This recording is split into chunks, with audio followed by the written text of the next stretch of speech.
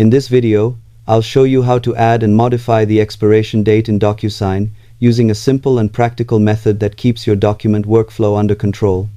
After logging in, start a new envelope or open an existing one, then head into the Advanced Options section where expiration settings are available. Here, you can define how long recipients have to sign before the document expires, which helps prevent delays and keeps processes time-bound. You can also modify this setting later, if needed, depending on the status of the envelope. While Docusign makes this feature easy to access, it's important to choose realistic deadlines to avoid unnecessary resending or confusion. You can also enable reminders alongside expiration to improve completion rates. In some cases, expired documents may need to be resent or corrected, so planning ahead saves time. Always review these settings before sending to ensure everything aligns with your timeline. Overall, it's a useful feature for better control and organization.